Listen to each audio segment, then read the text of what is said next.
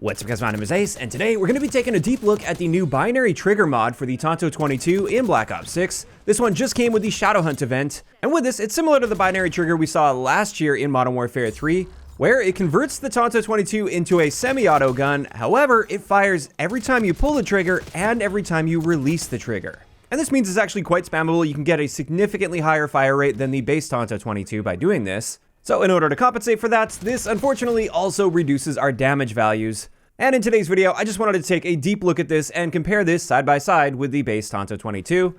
And then toward the end, I did want to share my favorite setup to use with the binary trigger. So let's dive right into this and have a look at the damage adjustments we see when we put the binary trigger on. And as you can see here, instead of being a 3 to 5 shot kill to the body, with the binary trigger, the Tanto is now a 4 to 7 shot kill to the body. So it will be taking more shots overall. And while we do get a boosted headshot multiplier, we're still dealing a lot less damage to the head overall. And it's still not going to be great for headshots unless you're getting into the longer ranges. And then at that point, the recoil starts to be a problem. And we'll look at recoil in just a little bit. Also, it is worth noting, if you use the binary trigger, this will block off the barrel attachment slot as well as the underbarrel attachment slot. So this means we can't use the CHF barrel here, or long barrel, or any of the barrels for that matter. And that means we're unable to improve that headshot potential, unlike with the base Tanto 22, where you can actually get a 2-shot kill to the head with the CHF barrel. As for our rate of fire, like I said, this is unique. It is semi-auto, but it fires every time you press the trigger and every time you release the trigger. And our rate of fire cap with this is 652 rounds per minute.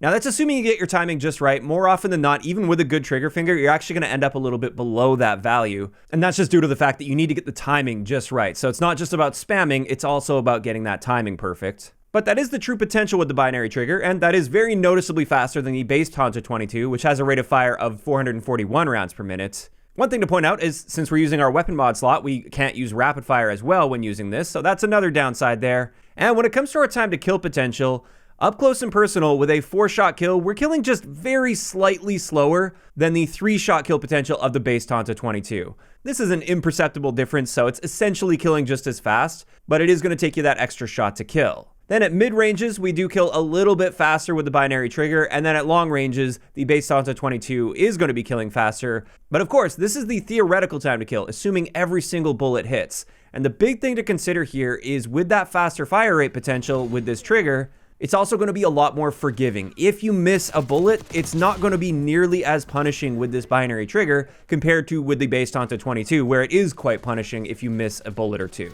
So raw time to kill potential isn't everything.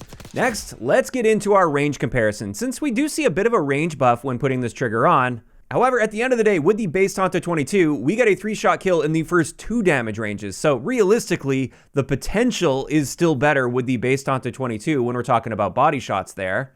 And overall, when you're comparing the time to kill potentials, there's actually only 2 very short windows where we will be killing faster with the binary trigger compared to the Tanto 22. So if you're looking for the best raw time to kill potential, you're better off with the base gun. But again, like I just said, this is a lot more forgiving if you happen to miss any bullets. Also, it is worth noting our bullet velocity is identical. It doesn't change with the binary trigger on this. And now let's have a look at hardcore game modes. And in hardcore, the base Tanto 22 is a 1-shot kill anywhere in the body at any range, but not with the binary trigger. We now only get a 1-shot kill to the body in the maximum damage range. And then the next 2 ranges, as long as we're hitting a headshot, we can get a 1-shot kill. And then beyond that, it's going to take you 2 shots to kill. Now, in saying that, you're going to be firing 2 shots no matter what anyway, so as long as your shot's on point, it's still going to be pretty good in hardcore game modes, like most guns are.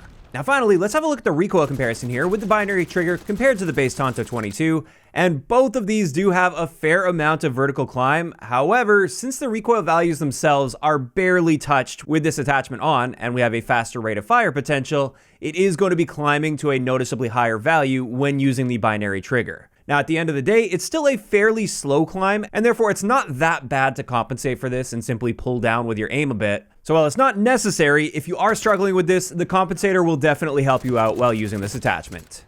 And that's pretty much it as far as the changes that come when using the binary trigger. Everything else, like our hipfire spread, our handling, mobility, reload times, all of those are identical to the base Tanto 22, so there's really nothing to mention there. So since we've got all that covered, let's dive into my preferred attachment combination, although I use it 2 different ways. With this first variation, we're using the compensator, extended mag 1, the ergonomic grip, the infiltrator stock, and of course the binary trigger itself. And with this, you can see it's noticeably easier to control with that compensator on. We've got a lot less vertical climb overall. This is much more manageable. So again, if you're struggling at all with the recoil, the compensator is going to help you a ton. And then beyond that, extended mag 1 is excellent because you do burn through magazines noticeably faster than you would with the base Tanto. The ergonomic grip's obviously just great for aim down sight speed, slide to fire, and dive to fire speed. I love that infiltrator stock for strafing really quickly side to side in a gunfight. And this just makes for a nice all-around version of this gun. I personally don't feel like an optic is necessary. I really like the iron sights on the Tanto 22. So you really can't go wrong with this one. However, I often like staying off the radar, and I also find that I don't always need a compensator. I really don't have too much of a hard time controlling the recoil with a suppressor. So that's my variation of this, is I'll use the exact same setup, but instead of the compensator, I will just swap that out for the suppressor. And then I do just adapt my gameplay a little bit. I try to keep my ranges a little bit more up close and personal and not stretch out quite as far as with the previous build, which honestly, your time to kill potential is pretty bad at long ranges anyway, so I try to avoid that even with my previous build. And as a result, for me and my playstyle, this one actually tends to suit me a little bit better, but I can acknowledge that for some people it will be a little bit tricky to get that recoil under control. And with that, that's going to wrap it up for today's video, breaking down the binary trigger on the Tanto 22. And when it comes to my overall thoughts on this weapon mod, I love it. I think it's an excellent addition to the game. I think they did a really good job balancing this appropriately. It's not totally overpowered. It's not useless. It's fun to use. It's a nice change of pace. It performs nothing like anything else that we have in the game right now. And I definitely just want to see more and more weapon mods like this because it does introduce nice variety into the game.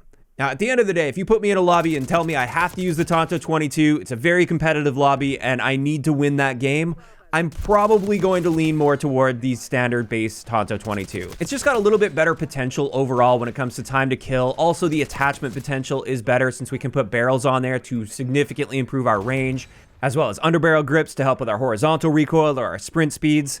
And even though there's not much horizontal recoil on this gun, there's a little bit there, and I like getting that under control. And you just can't do that with the binary trigger. On top of that, I also really like using rapid fire on the base version of the Tanto, which you obviously can't do when using that binary trigger. So like I said, at the end of the day, I do think the base Tanto 22 is just a little bit better, but that doesn't mean the binary trigger is bad. And like I said, I really like that they brought this to the game just for variety's sake. Now, of course, these are just my opinions on the binary trigger, and I'd love to hear from you guys in those comments down below. How are you feeling about the binary trigger on this gun so far? Are you guys generally enjoying it? Are you finding any success with it? Or not so much? Do you think it just sucks? Just let me know down below. If you enjoyed the video, a like rating is always appreciated. And don't forget to subscribe for more if you haven't already. I'll talk to you guys next time.